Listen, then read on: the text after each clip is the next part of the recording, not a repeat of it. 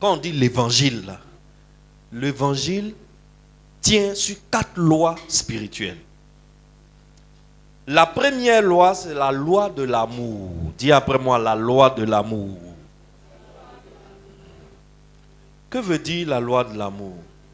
La loi de l'amour, c'est que Dieu aime l'homme. Dieu aime tellement l'homme.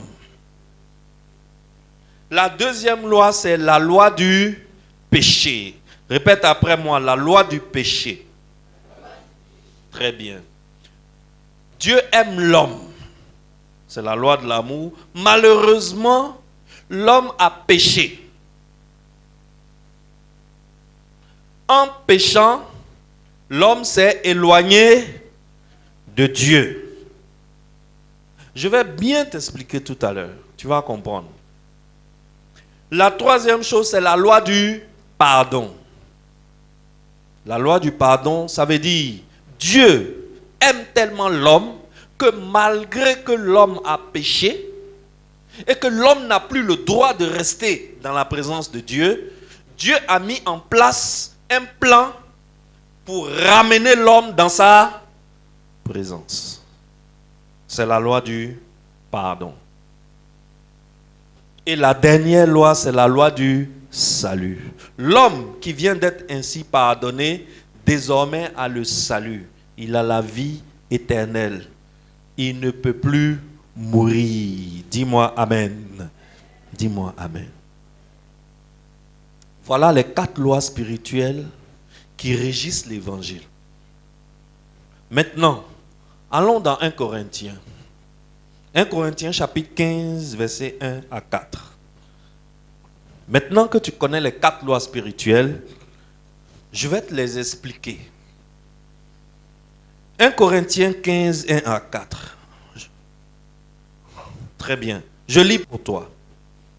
Je vous rappelle, frères, l'évangile que je vous ai annoncé, que vous avez reçu, dans lequel vous avez persévéré, et par lequel vous êtes sauvés. Si vous le retenez tel que je vous l'ai annoncé, autrement, vous auriez cru en vain. Les 4 lois spirituelles que je viens de te dire là, régissent l'évangile. Si tu les as reçues et tu les as respectées telles que je te les ai annoncées, tu seras sauvé. Sinon, tu serais venu à l'église dimanche après dimanche, cadeau.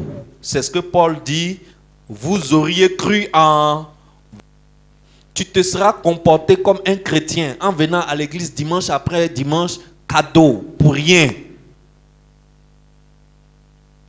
Je continue. Il dit, je vous ai enseigné avant tout, comme je l'avais aussi reçu, que Christ est mort pour nos péchés, selon les Écritures, qu'il a été enseveli et qu'il est ressuscité le 3e jour, selon les Écritures. Voilà ce que dit la parole de Dieu. Seigneur, je te dis merci pour ta parole. Que ta lumière soit ce matin. Et que nous puissions comprendre ta parole dans le nom de Jésus. Amen. Amen. Dans ce que nous venons de lire, il y a une mauvaise nouvelle et il y a une bonne nouvelle. N'est-ce pas? La mauvaise nouvelle, c'est le péché, la mort et la séparation d'avec Dieu. Lorsque l'homme a péché, ça a eu pour conséquence de le séparer de Dieu. Comme il est séparé de Dieu, l'homme meurt. Est-ce que quelqu'un me suit? C'est la mauvaise nouvelle. L'homme a péché. L'homme meurt. L'homme est séparé de Dieu. Mais dans cet évangile, il y a aussi la bonne nouvelle. La bonne nouvelle, c'est que Christ, la bonne nouvelle, c'est Christ lui-même déjà. N'est-ce pas? Christ mort pour nos péchés, enseveli, il n'est pas resté dans le tombeau. Qu'est-ce qui s'est passé le 3e jour? Il a été ressuscité le 3e jour. Donc la bonne nouvelle dans l'évangile, c'est la croix. Alors, quelqu'un va me dire, depuis là je viens à l'église, on dit, Adam a mangé la pomme. C'est pour cela qu'on a péché, donc Dieu est fâché, donc Dieu veut nous tuer nous tous. Et il y a quelqu'un ici qui est en train de se poser la question, attends, c'est à cause des petits manger pommes là, Dieu veut tuer tout le monde? Il y a quoi même dans manger pommes, dans péché là? Pourquoi Dieu veut nous tuer tous à cause du péché? Je vais te répondre à cette question ce matin. En fait, celui qui connaît bien la nature de Dieu ne se pose plus cette question. Si tu connais bien Dieu, tu sauras que Dieu a des attributs parfaits. Par exemple, Dieu est un Dieu juste. Il a une justice qui est parfaite. Mais Dieu est aussi un Dieu saint. Sa sainteté est plus pure que le diamant. On n'a pas encore trouvé de pierre précieuse plus pure que le diamant. Mais la sainteté de Dieu est plus pure que le diamant. Et il se trouve que le péché, lui, alors que Dieu est un Dieu juste, Dieu est un Dieu saint, sa sainteté ne supporte aucune souillure, aucune salissure. Or, il se trouve que le péché est une souillure. Le péché est une salissure. Le péché, c'est de l'impureté. Du coup, sainteté de Dieu et le péché se repoussent comme deux pôles similaires d'un aimant. Je ne sais pas si vous avez une fois fait l'autre expérience. C'est-à-dire, vous essayez de coller deux aimants et puis les deux aimants font quoi? Ils refusent de se coller. Ils se repoussent. Pourquoi? Parce qu'un aimant a deux pôles. Le pôle positif et le pôle négatif. Pour que deux aimants s'attirent, il faut que tu mettes un pôle positif en face d'un pôle négatif. Les deux vont s'attirer. Mais si tu prends le pôle positif d'un aimant, que tu mets en face du pôle positif d'un deuxième aimant, qu'est-ce qui va se passer? Ils vont se repousser. Ils ne vont jamais se coller. Qui a déjà fait ça? Qui a déjà fait cette expérience? Très bien. Tout le monde a fait l'expérience dans la salle. Donc tout le monde me comprend. En fait, Dieu et le péché sont les deux pôles similaires d'un aimant. Le péché est un pôle positif, Dieu est un pôle positif. Quand tu essaies de mettre les deux ensemble, ça se repousse. Donc, là où Dieu rentre, qu'est-ce qui se passe? Le péché est repoussé. Le péché est éjecté loin de là où Dieu rentre. Là où Dieu rentre, le péché est écrasé, broyé. C'est ce qui entraîne quoi? La mort. Ce qui veut dire que si l'homme a le péché en lui, quand Dieu rentre quelque part, qu'est-ce que l'homme fait? L'homme fait quoi? Si Dieu rentre quelque part où il y a l'homme, qu'est-ce que l'homme va faire? L'homme sera écrasé, broyé, rejeté, éjecté et mort. Est-ce que quelqu'un me comprend? Voilà la nature de Dieu. Alors, la justice de Dieu est telle que le salaire du péché, c'est quoi? C'est la mort. C'est ça la justice de Dieu. Donc, la mort, le vrai sens de la mort, c'est être banni de la présence de Dieu. Est-ce que tu comprends ça? Le vrai sens de la mort, quand on dit quelqu'un meurt, quand on dit l'homme meurt, c'est parce que l'homme a été banni de la présence de Dieu que l'homme meurt. Sinon, est-ce que l'homme a été fait pour mourir? Non. La preuve, toi-même, quand tu vois la mort venir, tu fuis. Tu sais que voiture tue l'homme. N'est-ce pas?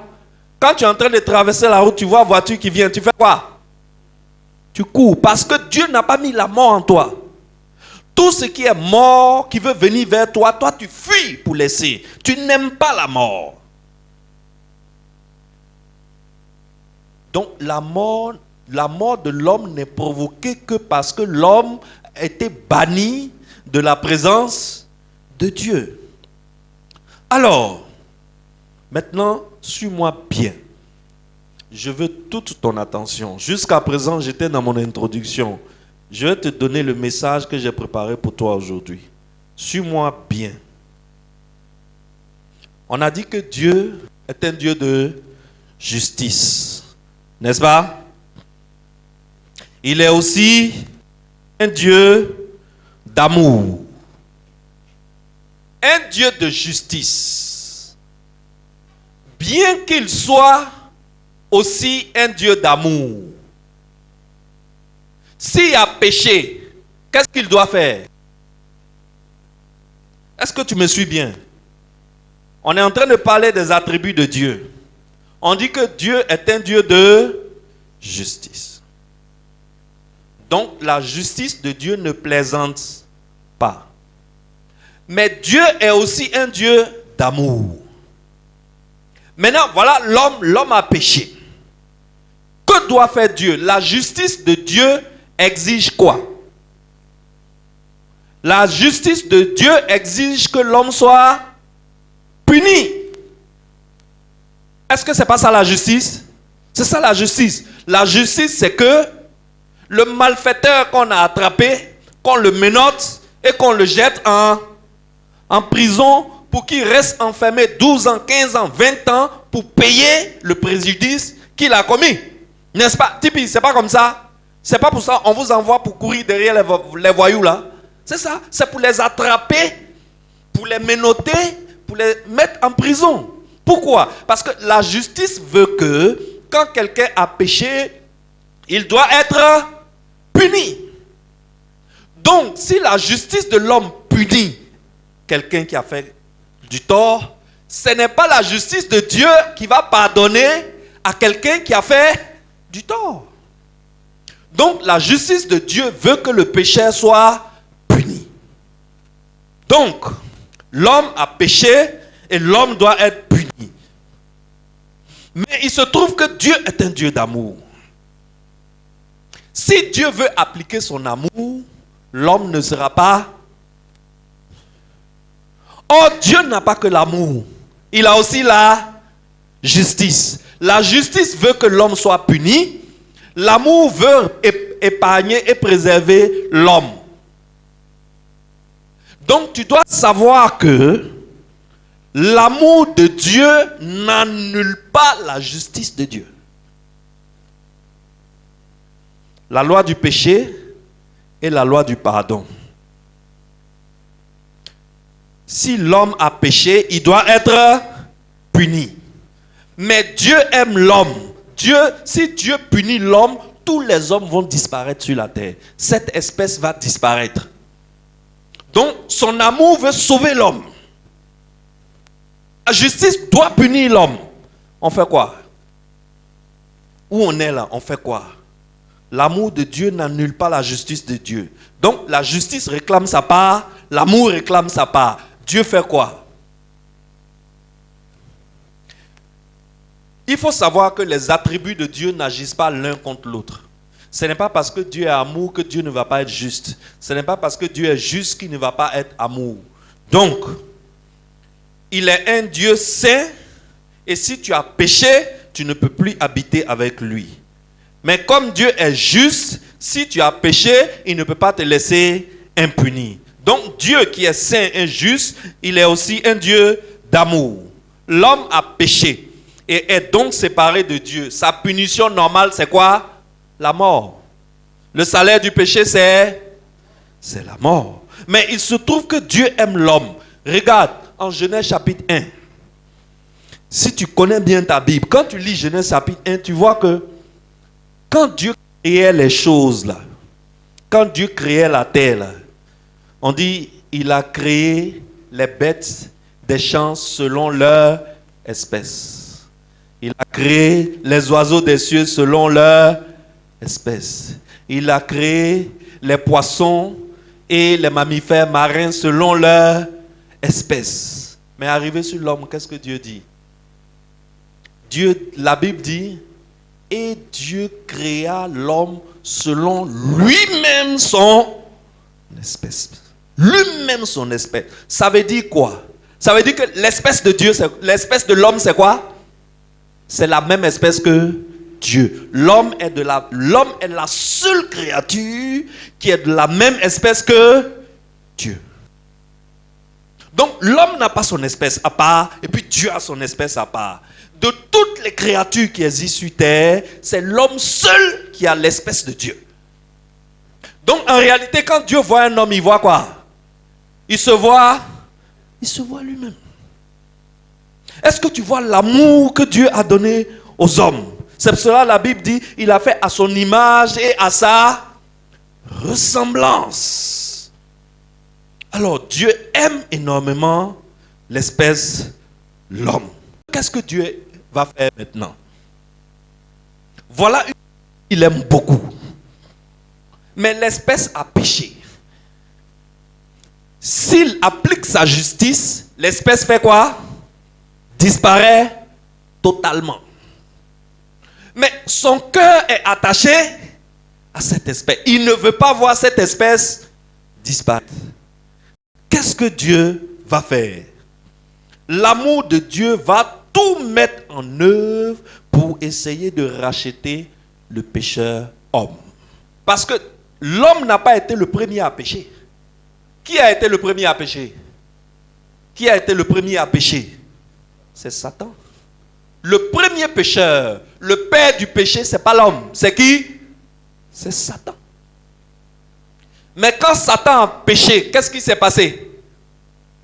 Dès qu'il a péché, Dieu l'a éjecté du ciel. Vous avez lu ça dans la Bible, non?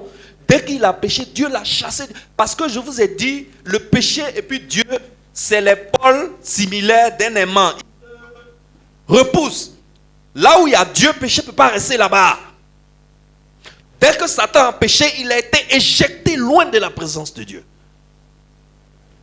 Maintenant, voilà l'enfant préféré de Dieu. C'est comme ça on dit à Abidjan, non? Voilà l'enfant préféré de Dieu, lui aussi pêche.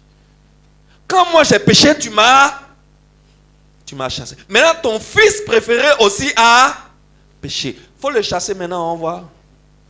Maintenant, Dieu, c'est comme si Dieu est coincé. Parce que la justice de Dieu veut que le fils préféré de Dieu aussi soit puni. Pas seulement chassé, puni. De la sentence extrême.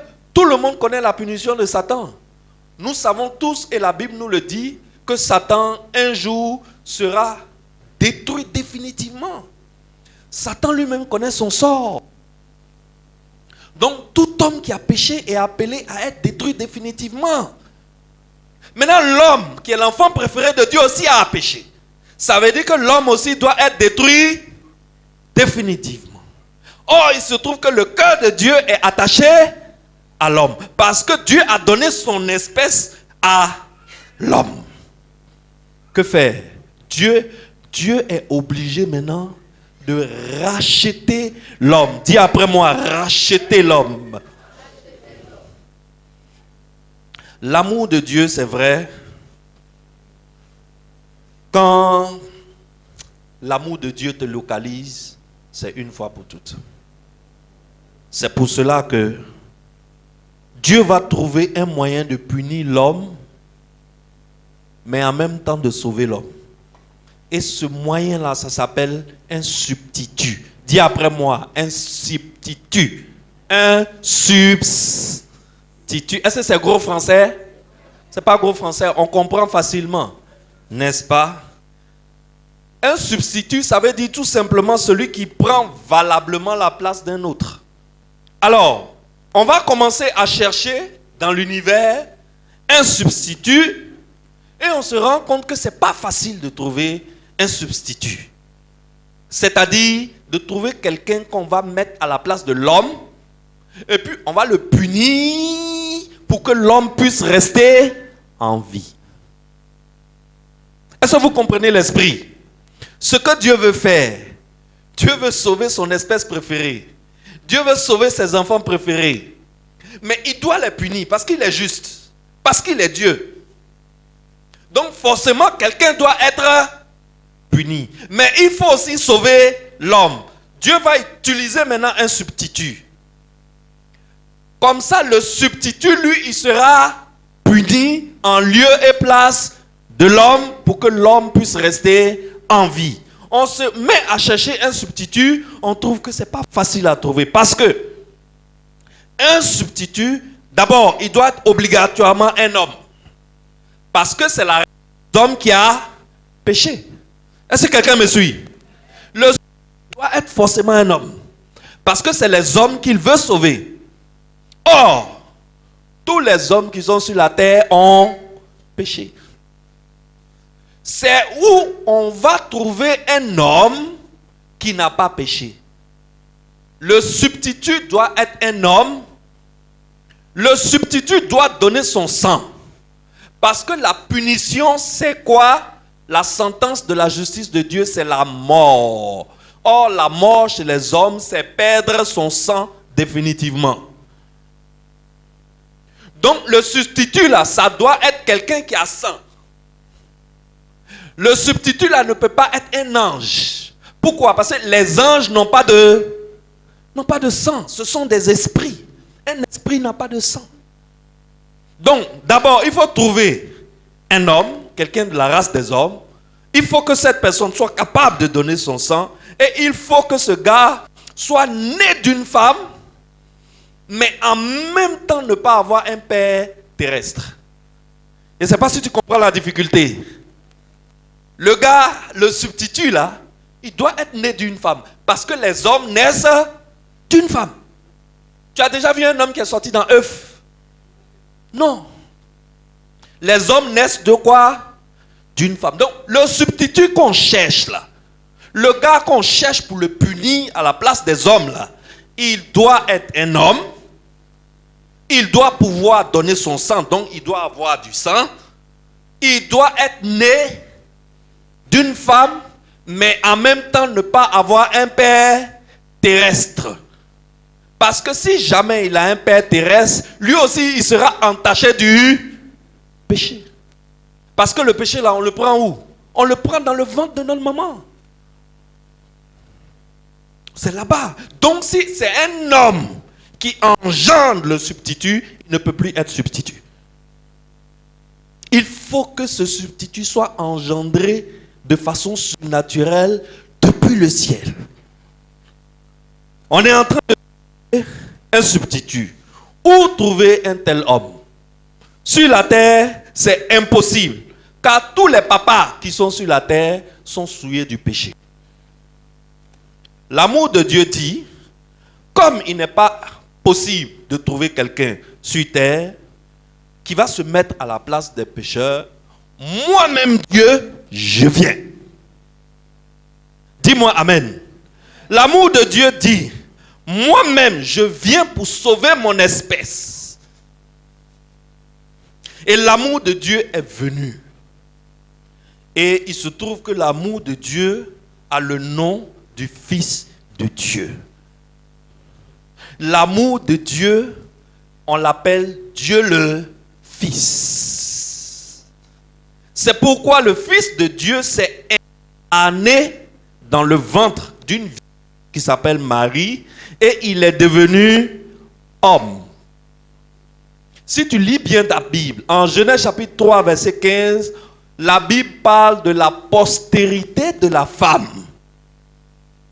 La Bible dit aussi que tu vas mordre la postérité de la femme au talon, mais lui, il va t'écraser la tête.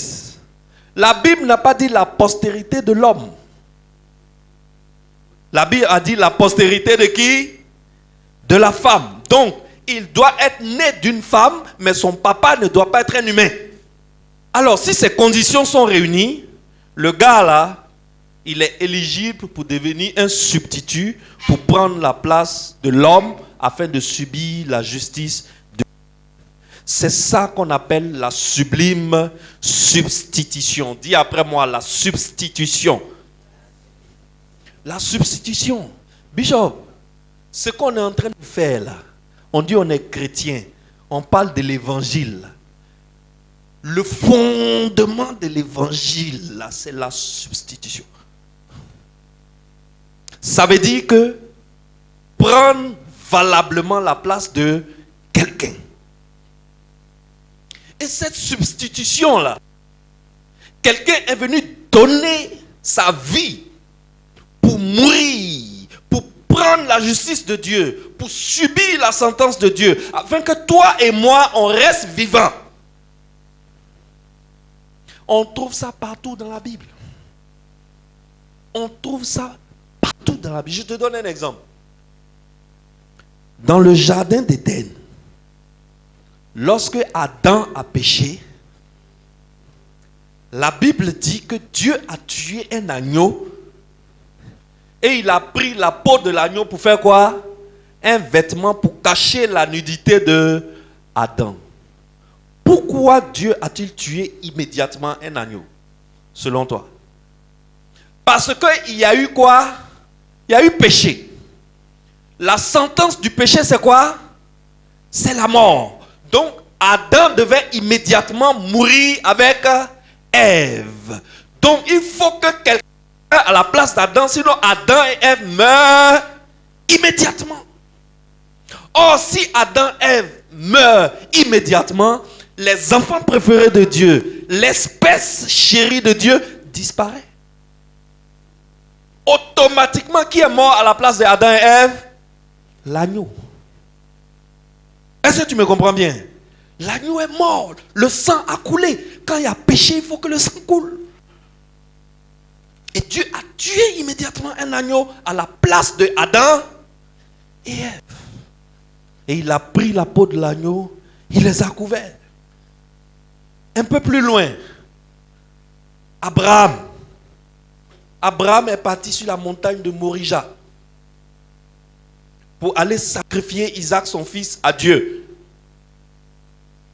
En allant sur la montagne, il a dit à ses serviteurs, l'enfant et moi, nous allons adorer et nous allons revenir. Or, Abraham sait très bien que l'enfant là, il ne peut pas revenir. Pourquoi? Parce qu'il s'en va le tuer. Il s'en va le sacrifier. Dieu a demandé la vie de l'enfant. Dieu dit, si tu m'aimes vraiment, donne-moi ton enfant. Je ne veux pas ton enfant Ismaël. Je veux ton enfant préféré, Isaac.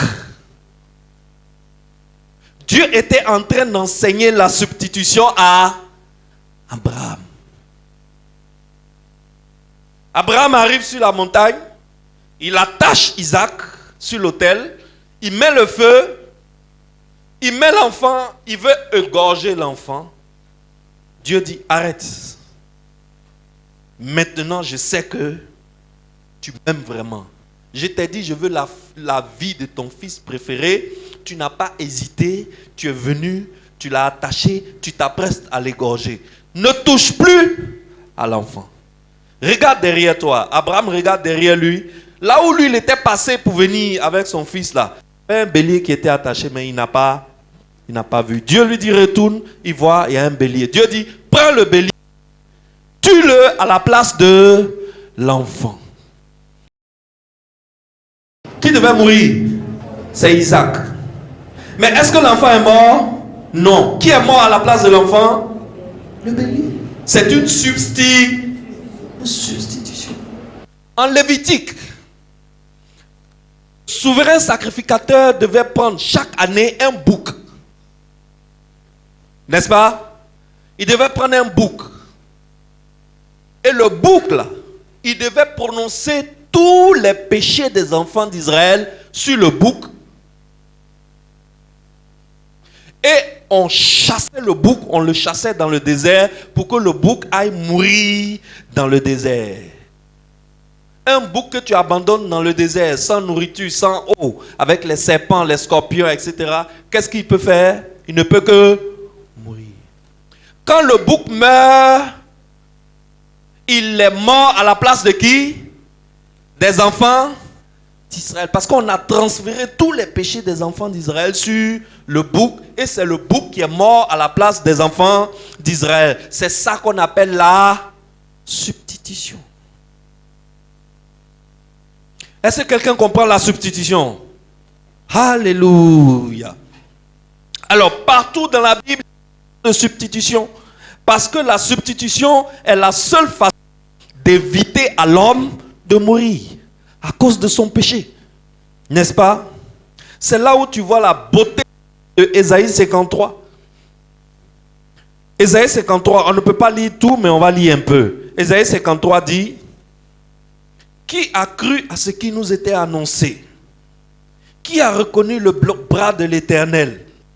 Il s'est élevé devant lui comme une faible plante, comme un rejeton. On va parler du substitut, de celui qui va nous remplacer, celui qui va mourir à notre place. Il s'est élevé comme une faible plante, un rejeton qui sort d'une terre desséchée.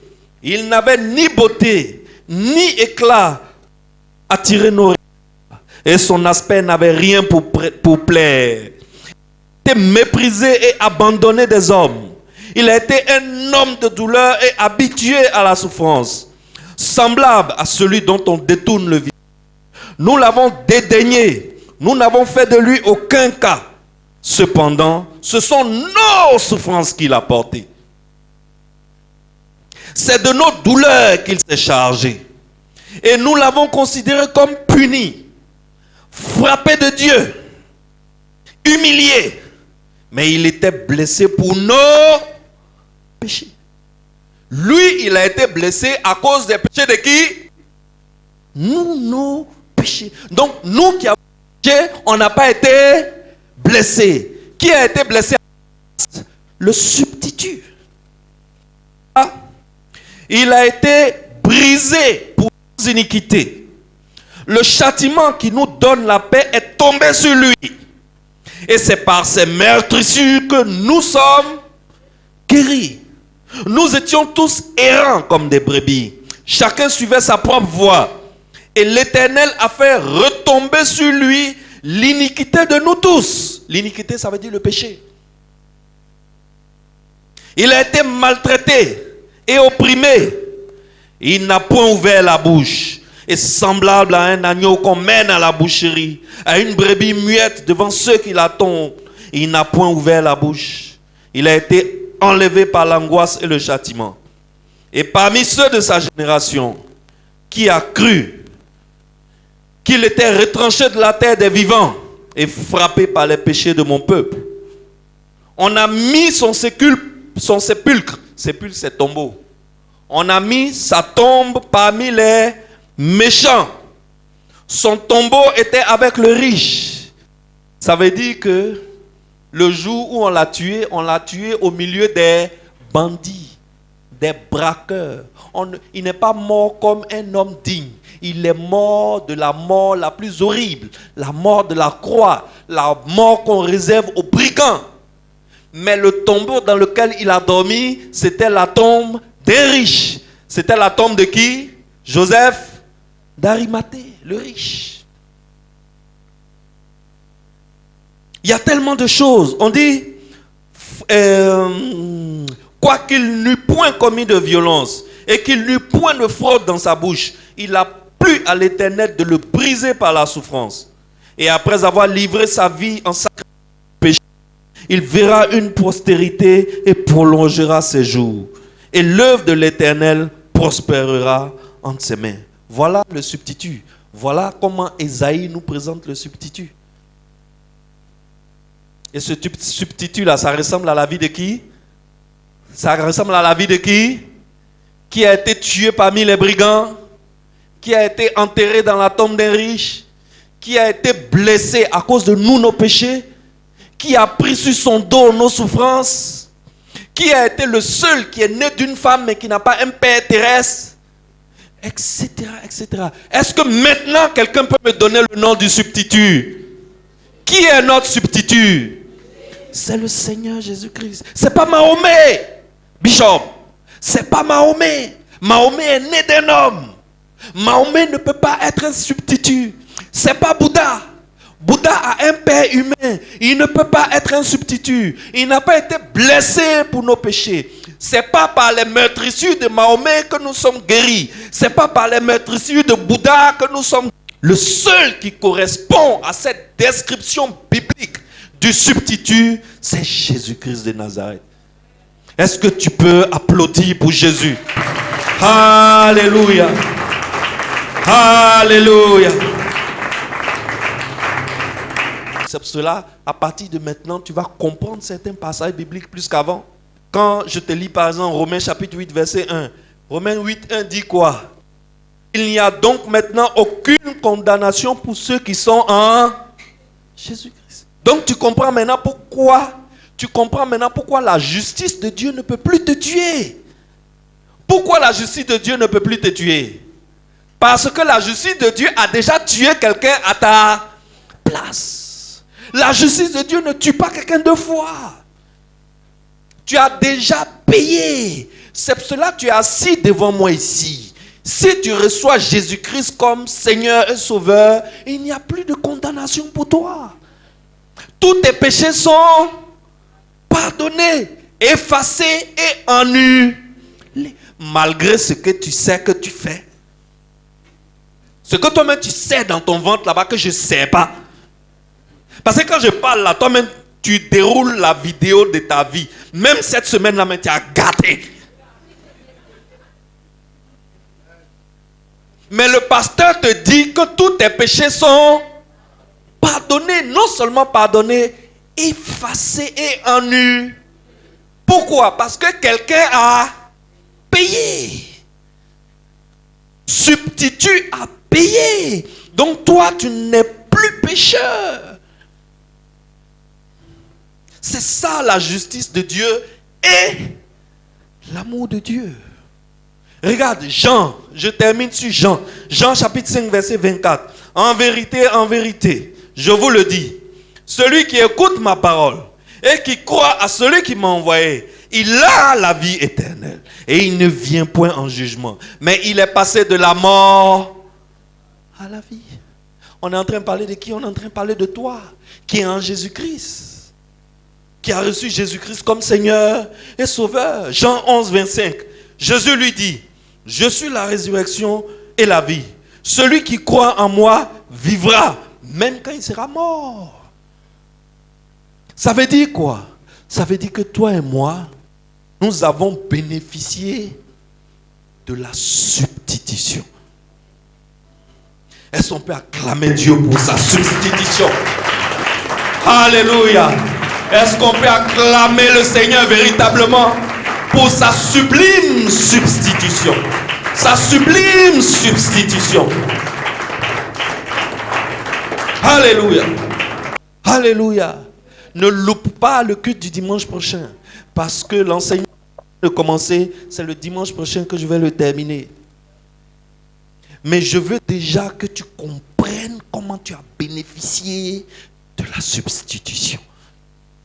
C'est pour cela que si quelqu'un te dit que tu es pécheur, dis-lui, moi je ne suis plus pécheur. Toi tu es pécheur, tu crois que tu es pécheur, il faut rester pécheur. Mais moi, je ne suis plus, pécheur. Parce que j'ai bénéficié de la substitution.